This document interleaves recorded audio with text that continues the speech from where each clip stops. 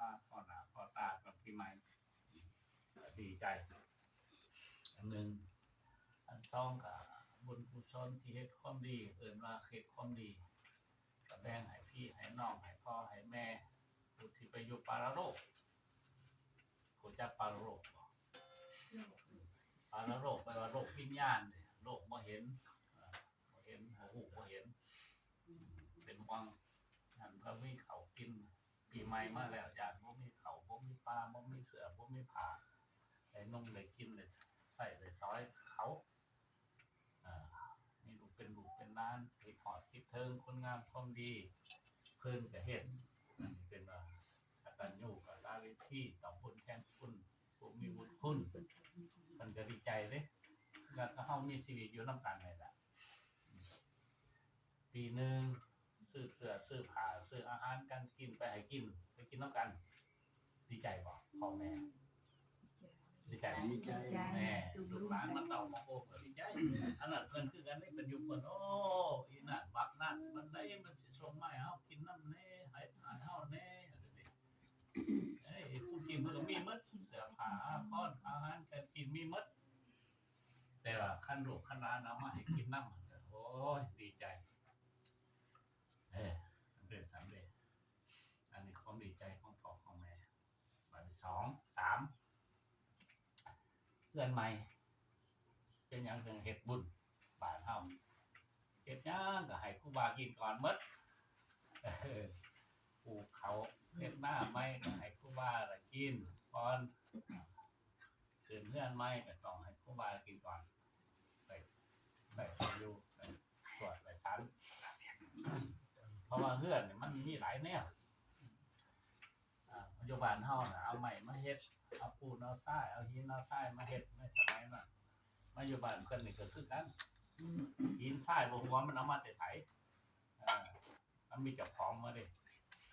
ผู้มาตรฐานเทวดาอารักขาเทวดาผู้เพิ่นอยู่นั่นเพิ่นบึงเพิ่นแย่งเด้เอามาเฮ็ดบางเทวดาก็นำเด้นำมาเบิ่งนำมาเบิ่งมา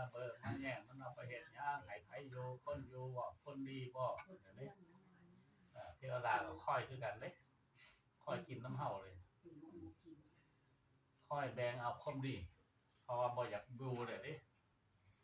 บ่อยากอยู่คือเฮาบ่อยากอยู่เมืองฝรั่งสิอยากกลับบ้านอยู่นานมันก็จะไปเด้กันอยู่สั้น1สั้น2สั้น3เพิ่นฮอดสั้น7เพิ่นก็อยากไปเรื่อยๆเด้เพราะฉะนั้นต้องอาศัยบารมีช่วยเหลือเบิ่งแย่มนุษย์ชาติให้มีความอยู่ดีมีสุขให้อยู่ได้กินเพิ่นก็ได้บารมีนำเพราะฉะนั้นมันจังชาวพุทธนี่เพิ่นคือว่ามีเทวดาโดยสมมุติอันนึงเทวดาโดยกำเนิดอันนึงเทวดาโดยกำเนิดเป็นหยัง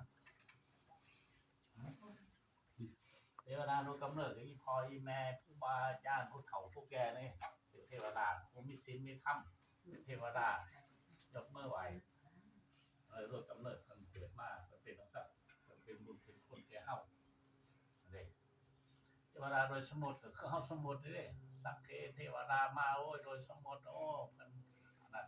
แม่นบ่สมมุติว่าอาจารย์นี่แหละมี2เด้เทวดาบ่แม่นมีอันเดียวเทวดาโดยกำเนิดเทวดาโดยสมมุติพุทธเจ้าของเรามีเด้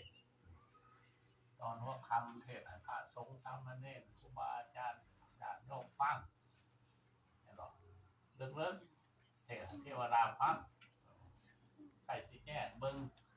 ผู้ใดสิมีบารมีฟังเทศน์มื้ออื่นสิไปหาเด้เพิ่นเบิ่งตรวจเบิ่งวินัยศาสตร์กันว่าอันนี้เพราะฉะนั้นแล้วเฮาคือว่าเฮ็ดหยังก็ต้องอาศัยเทวดาโดยกำเนิดมาบุญมาแย่งมาปกป้องคุ้มครองมาเป็นสักขีพยานเอิ้นมาตั้งแต่คุณสันบังคับพงสันสุดท้ายสันบังคับพงสันที่7ต้องมาเบิ่งมาแย่งมาเป็นสักขีพยานเขียนซื้อไว้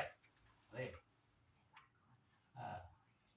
อ่านใบแก้วมื้อนี้ได้เฮ็ดบุญขึ้นปีใหม่แล้วได้อุทิศให้เทวดาให้พ่อให้แม่ให้ครูบาอาจารย์ให้หมด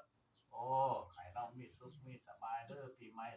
2526ให้ร่ำให้รวยเนี่ยเทวดาเพิ่งบอกเพิ่นบ่3%คนเทวดา